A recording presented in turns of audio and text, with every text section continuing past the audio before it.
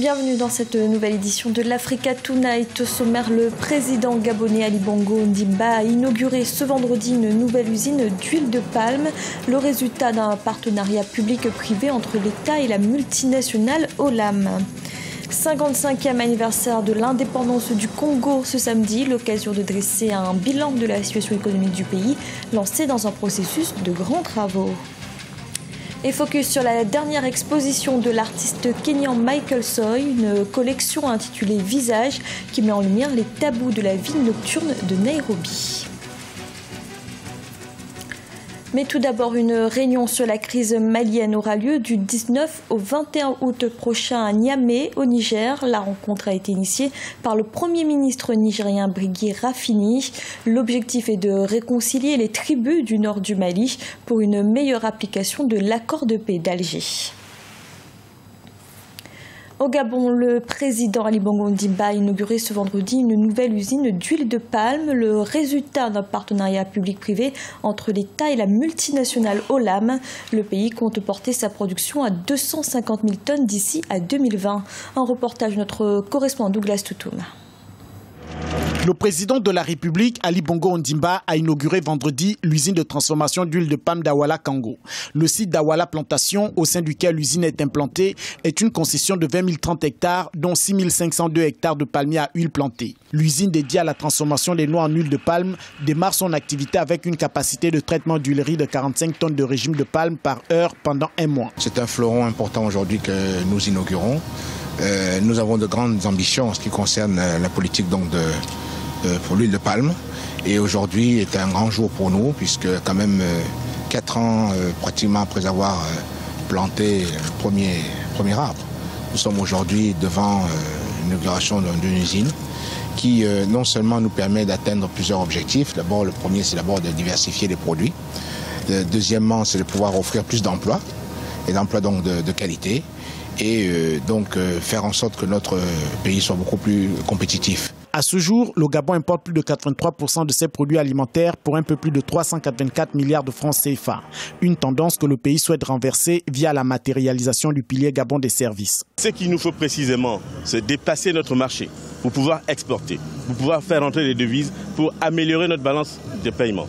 Parce que vous voyez qu'aujourd'hui, le prix du pétrole est en train de baisser, ça a des effets négatifs sur la valeur de nos exportations. Alors si on peut exporter d'autres produits, ça nous permettrait de contrebalancer cette diminution des exportations. Cette usine est le fruit d'un partenariat public-privé entre l'État gabonais qui détient 40% et la multinationale Olam. Elle tire l'essentiel de sa production de la plantation qui emploie à ce jour 803 personnes, dont 764 nationaux. L'usine respecte les critères de réduction des impacts négatifs des cultures de palmiers sur l'environnement et les communautés locales. L'huile de palme qui est produite sera à terme certifiée. Le Congo célébrait ce samedi les 55 ans de son accession à l'indépendance obtenue le 15 août 1960. Cette année, c'est la ville de Wesso qui a accueilli les festivités. L'occasion également pour nous de dresser un bilan de la situation économique du pays. Jean-César Djangé. La République du Congo en Afrique centrale dispose de nombreux atouts pour construire une économie forte, offrir un niveau de vie élevé à sa population et tirer la croissance économique de la sous-région. Une croissance qui a connu un fléchissement en 2013 à 3,3% avant de rebondir à 6% en 2014. Les perspectives pourraient même tutoyer 17% en 2015, notamment grâce à la politique des grands travaux. Ces 15 dernières années, pour ne pas être exhaustive, on peut quand même ressortir 3 à 4 catégories, sinon 5 catégories de projets dans les secteurs importants, notamment les infrastructures de transport, les infrastructures d'énergie, des télécommunications, doper des infrastructures de base concernant la santé et l'éducation, ont permis de donner à la République ce qu'il faut pour ce que le peuple se retrouve. Le pays détient d'importantes réserves de pétrole, de 22 millions d'hectares de forêts naturelles et de 10 millions d'hectares de terres arables. Il possède également un réseau hydrographique très développé, un climat favorable à l'agriculture, une biodiversité reconnue d'importance mondiale pour la régulation des gaz à effet de serre, des ressources minières et une position géographique stratégique en Afrique centrale. Il est nécessaire que les acteurs politiques du Congo puisse s'asseoir et puisse trouver une solution pour ne pas gâcher, si vous voulez, ce que le Congo est en train de semer depuis ces dernières années-ci et trouver une voie logique qui permette au pays de pouvoir avancer économiquement et que la population en bénéficie des retombées économiques. La juste répartition des fruits de la croissance du Congo, la redistribution équitable de sa prospérité dépendent donc de sa stabilité politique. En Égypte, la police a dispersé ce vendredi des rassemblements organisés par les partisans de l'ancien président Mohamed Morsi. Ils commémoraient le 2e anniversaire de la mort de centaines de manifestants le 14 août 2013. Ce jour-là, la répression de la police avait fait au moins 700 victimes. Jean-César Djangé et Ndiarandiaï. Ce vendredi 14 août, la police égyptienne a dispersé plusieurs rassemblements organisés au Caire, la capitale, par les partisans de l'ex-président Mohamed Morsi. Les manifestants entendaient commémorer le 2e anniversaire de la mort de centaines de personnes dans les affrontements avec la police. Les partisans de l'ancien président égyptien Mohamed Morsi restent toujours convaincus que le président légitime de l'Égypte reste le président Morsi élu au suffrage universel et que les supporters et la confrérie des frères musulmans considère que l'arrivée du président actuel Abdel Fattah el-Sisi est arrivé au pouvoir suite à un coup d'État militaire. Le 14 août 2013, policiers et soldats avaient chargé contre les manifestants qui protestaient suite à la destitution par l'armée, le 13 juillet, du président Mohamed Morsi, faisant au moins 700 morts selon les chiffres officiels. 2 ans après les faits, les Égyptiens restent divisés.